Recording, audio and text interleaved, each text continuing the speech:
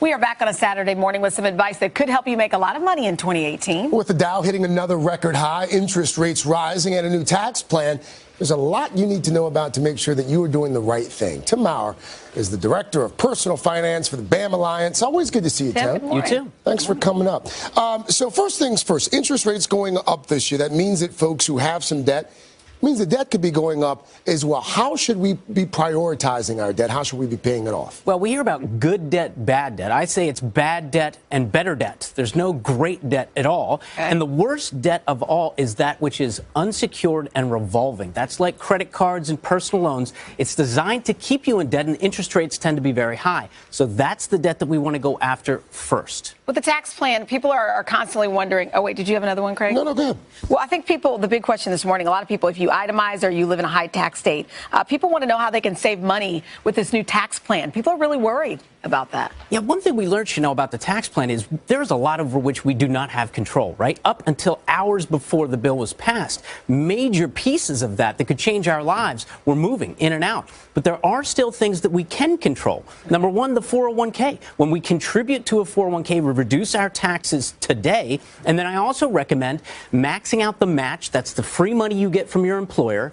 And then begin looking at the Roth IRA, where there you're taking after-tax money, but it's going to benefit you tax-free in the future. So that way you have something you can control in those circumstances. A lot of families this time of year, beginning of the year, they start to create their family budget. Are there certain tools out there that you might recommend for families who are looking at creating a budget for their household? Yeah, the most important thing for success financially in a household is your cash flow system. And that means we have to bring up the B word, budget.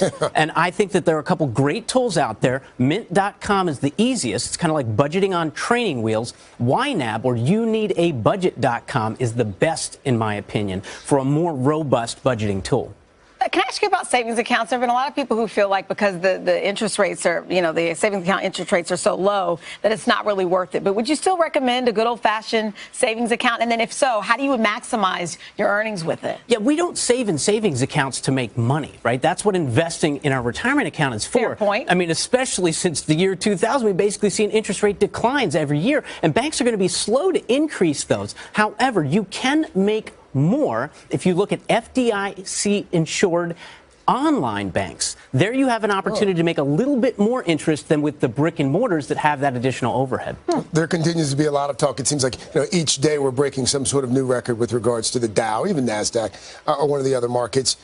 Is it too late for folks to get in now and still make some money on stocks? Well, Craig, it's too late to get in on the over 50-plus record highs from 2017. It is. But if you're investing for the long term, it's never too early. People ask me, might I get in now and then the market goes down? Yeah. Absolutely. That's possible. Perhaps even likely at this stage of the game. But if you're investing for 10, 20, 30 years down the road, it doesn't matter what the market looks like a day or even a year from now. It just matters what it looks like in the future. Play the long game. Yeah. The long game. What are some other things to keep in mind as we all look to get our personal finances in order? Don't spread yourself too thin. If you're going to make a couple of moves, just make one or two important ones. Find one or two good tools that can help you and then stick with that. Remember why you're doing this in the first place is to reduce your stress, and that'll hopefully keep you motivated throughout the year. I like Mint because it connects all of your accounts. It does. You can see everything on a dashboard. Like that in the new year. Tim Maurer, love the bow tie, too. Thank you. Thanks for coming by on a Saturday morning.